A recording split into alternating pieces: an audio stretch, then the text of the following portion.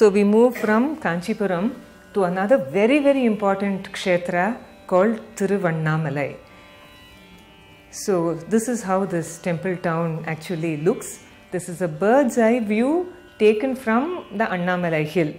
The name of the presiding deity is Arunachaleshwara or Annamalayar, and the name of the town is after the deity Tiruvannamalai. Tiru in Tamil Nadu is a prefix that is attached to almost every temple town. It is Shri of Sanskrit, and it is the sacred tag that is attached to these temples. Looking at it from above, you can see that it's a rectangle. Look at the number of gopurams here. There are 9 in all, 3 from the east and 2 from each of the other directions. All built over very many centuries. This is an amazing temple complex. The further up you climb on the Arunachala hill, the better the view of this temple gets. It's so precise. Everything is there. I have never ever experienced seeing a temple that in its layout is so perfect. All the gopurams are aligned, despite the fact that they have been built over a long period of time. I can't say this for any other temple complex that I have seen. And like in the case of the Ekamareshwara temple in Kanchi that I just mentioned, this too has been sung about by the Nayanmars. Appar came here in the 7th century. Tirunjana Sambandar also came here in the 7th century. Tirunjana Sambandar, incidentally, was a young boy who had given his heart to Lord Shiva. And as a young person, he came to all these temples and cried his heart out. Sundaramurti Nayanar also came here. Many other people came here. I will try to mention some of their names a little later into this talk. So that is the earliest recorded history of this temple, 7th century AD. Sundaramurti Nayanar was 8th century AD. But how far back this goes, we have no idea absolutely. I am just showing you another view of this temple. Look at the hills that ring this place. It's a hilly region, and among all the hills, this one that stands as a background to the Arunachaleshwara temple is the Arunachala, or this is the Annamalai. This is a very sacred hill which over the centuries has been praised in the works of the Shaivite saints as a linga itself. In recent times, it has become a must to do a pradakshinam of this entire hill, which takes approximately about 5 hours. It's called the Giri Balam or the Giri Pradakshinam. And nowadays it's done on the full moon day, and there is a surge of, believe me when I say this, approximately a lakh of people descend upon this town. This is a very small, simple town, and they descend on it on that night, and they do a complete pradakshinam of this temple. But this is an age-old custom which has actually caught on. So you see the mountain and the hill in the background, the temple in front, and the temple tank in the forefront. We'll go into the interior of this temple. Now this is a very old photograph pulled out of the British archives. You can see how this temple complex looks. You wonder if you will ever see anything like this again, because the town is very crowded. Of course, the sacred nature hasn't gone away that one wee bit, but it makes you think of an India that was. So here, this is a very beautiful view of the Arunachaleshwara taken from the other side. The temple is behind this hill. There also it is a panoramic view. Now they are the presiding deities of this temple. Apita Kuchambal, Parvati over here. In South Indian temples, each temple, whether it is for Vishnu or Shiva, the deity is called by a different name. If he is Ekamarnatha there, he is Arunachaleshwara here, and the consort will also take on a different name. So there, in the Ekamarnatha temple, I forgot to say this, Ekamarnatha doesn't have a consort inside the temple complex, but his consort is goddess Kamakshi, who is also in Kanchipuram. Here the sanctums for both these deities are next to each other in this very vast, it's a huge temple complex. In fact, walking from one end to the other is quite a task. Now the story, this is the main gopuram of this temple. Again, I have to bring in the name of Krishnadevaraya, the ultimate king of South India, this was constructed in his reign. And this was the last gopuram to be constructed in the eastern side of this temple. Now, coming to the lore of this temple, it is said that Shiva once became a huge pillar of fire, and nobody could see either the beginning or the end. So Vishnu took on the form of a boar or a varaha and tunneled down into the earth below to find the feet of Shiva. And Brahma took on the form of a swan or a hamsa and flew up to find his head. Neither accomplished his mission, but Vishnu came up and said that he couldn't find what he had sought. But Brahma came down and said that he had indeed found the head of Shiva, which accounted for a curse by Shiva that he would never be worshipped. Now this episode, which is very, very well known in the Puranas, is connected to the Arunachaleshwara temple in Tiruvannamalai. And that is why in the month of Kartigai, which is mid-November to mid-December, according to the Tamil calendar, a huge fire is lit on the mountain. Thousands of people actually come to see. This is a very, very sacred occasion in this temple town. Another story associated with this temple is that the Ardhanarishwara aspect of Shiva, where he is given the left half of his body to Parvati, is also associated as one of the traditional stories with this temple. Here again, this is one of the most gigantic gopurams of South India. This is seen from a very, very big, long distance. I would also like to add that whenever you see a temple, especially in Tamil Nadu, we are dwarfed by this structure that is there. The second aspect is, up to the doorway level, it is always granite.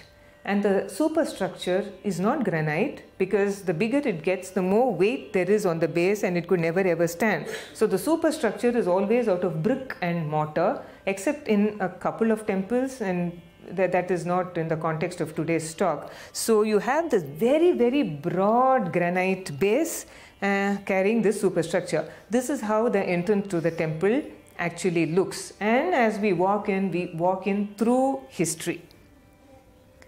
There it is, this very wonderful gopuram, and then we go in, and to mark this as a Shiva temple, even from a very, very long distance, you can see Shiva's mount on the compound walls. They line the compound walls. There are very many prakarams, I mean circumambulatory passages inside this temple. So you walk in through one gopura, you are in one prakaram. Then you walk in through the second, you are into the second. Walk in through the third gopuram, you are in the third. And it keeps extending till the very core of this temple when we reach the sanctum of Arunachaleshwara. Here you have an outstanding 600-year-old sculpture. This is Shiva, and if you notice very carefully, he is dancing on the head of an elephant. And this is no elephant, this is Gajasura, or a demon who came in the form of an elephant, and Shiva killed him and started to dance. He is, after all, Nataraja, the divine dancer. So he kept his foot on the head of this elephant, and all around him you can see something that is the hide or the charma of this elephant. So he holds the hide of an elephant and he dances his divine dance. So this form of Shiva is called Gaja Samhara Murti, the god who killed Gaja, or the demon Gajasura. And this is one of the most outstanding sculptures. Look at the tilt of the head, look at that raised leg. This is Vijayanagara iconography at its height. So then, as you walk into the temple, you will see this very beautiful lady sculpture on the left, and then one onto the right as well. These are goddesses Ganga and Yamuna. You will see this in almost all the South Indian temples. It is as though you are wading through the sacred waters of the Ganga and Yamuna and cleansing yourself physically and psychologically and mentally before you go into the sanctum of the Lord and Master. So this is goddess Ganga, and on the other side you have goddess Yamuna, and all the creepers and the plants that go from her hand reach up right up to the ceiling. These are very many blocks of granite piled one upon the other without any binding material. It is not there in the temples of South India. The stones just sit upon each other and they haven't moved even that minuscule bit over the centuries. That is the excellence of architecture and sculpture. Now this, you will be surprised to see, this is not a god or this is not a goddess. This is the crest or the emblem of the Vijayanagara emperors. This is a boar or a varaha, and that is a dagger. They have left behind their mark just to show that it was in their reign that it was built. Not the name of the king, not the name of the sculptor, not the name of the architect, but just the symbol is there. So this is how you go into this shrine. What is it that we see? These are fantastic sculptures of dancers. These are all dancers in various poses that you see over here. The dancers in this audience and others also may know that in a text called the Natya Shastra, Saint Bharata, the author, in approximately the 1st century AD, has enumerated 108 dance movements called the Karanas. All the 108 are given over here on the walls of the Gopuram as we proceed inside. I'll just show you some of them. They all correspond to what is given in the Natya Shastra of Bharata. And as you go into the Gopuram, if you look up, this is what you see, Gajalakshmi. This is at least 40 meters up. How they sculpted it, lying down on their backs without the aid of any drill or glasses. And when you sculpt, all these things will chisel, little things will fall on your face and your eyes, but they have attempted this wonder over there. This also is high up on the ceiling of the Gopuram. And this painting as well. All the temples were completely and totally painted with subtle vegetable dye. Now we are going in through the second Gopuram. I wonder if you can see a niche with a person over there. He is not a god. He was a king belonging to a dynasty called the Hoysala dynasty, which ruled in Karnataka.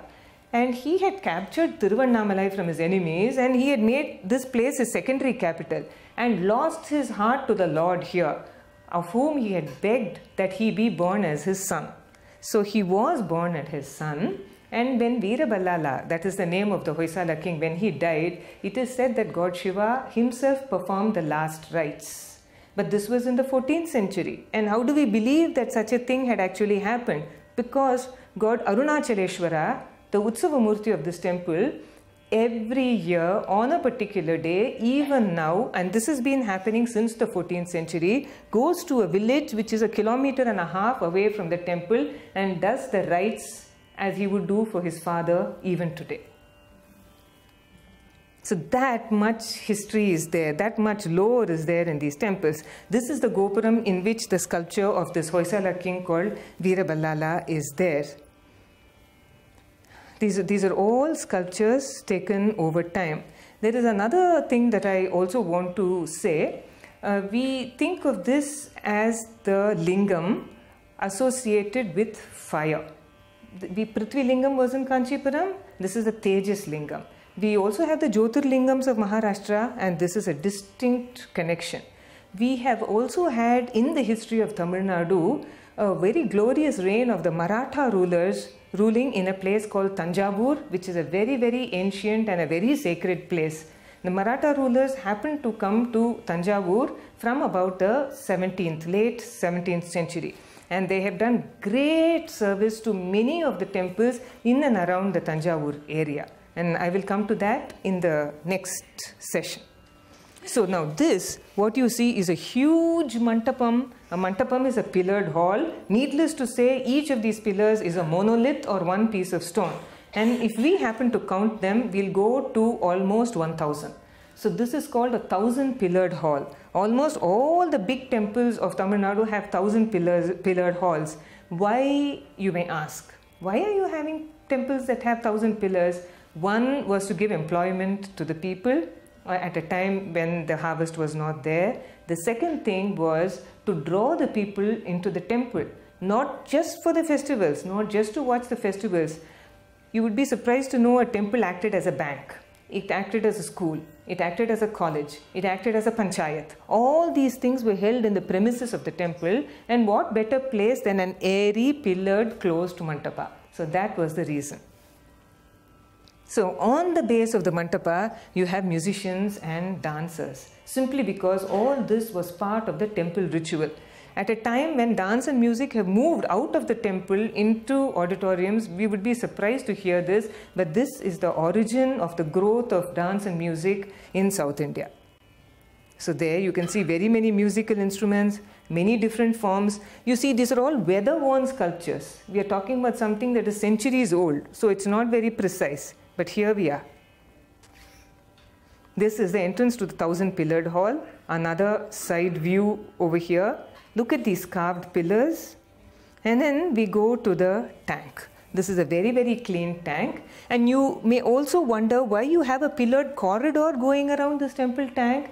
It is because we have a festival called the Uttaputsavam, which is a float festival when the god and goddess are taken out into the water on a raft. And this is where the people of the town would stand to watch this very grand spectacle.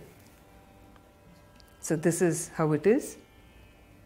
And then you have a sanctum for Subramanya, who is called Muruga in Tamil Nadu. This is a very, very important shrine. It's a small shrine which you see as soon as you enter the main Gopuram. It is because there was a person called Arunagirinatha, a very great saint later, who was born in Tiruvannamalai. And he led a very miserable life of a mind, that is, when he was much younger. And he wanted to commit suicide. So he climbed onto a Gopuram and was about to jump down when he was saved from his attempt by the god, the deity of this particular shrine. And after that, there was no stopping him. Out poured verses in praise of Lord Muruga, which have been collected together and are called the Thirupugal. There is not a person who has not heard the Thirupugal if he is a lover of music or of Tamil. So these are all small shrines. This is for Nandi, directly facing the main deity.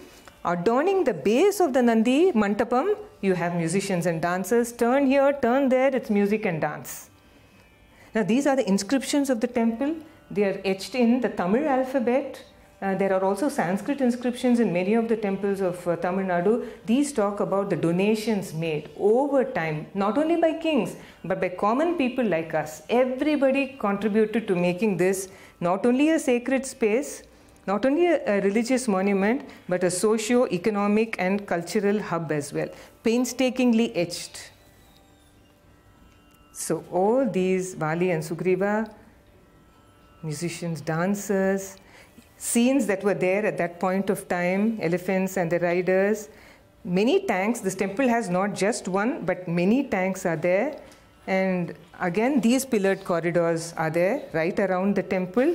This is the chariot, the ratha in Sanskrit, or the ter in Tamil. And on very many occasions, especially one occasion during the 10-day annual festival that I mentioned earlier, Arunachaleshwara and Apita Kuchambal are taken out. And there are smaller chariots also. Now just look at the workmanship of these chariots. They are made of wood.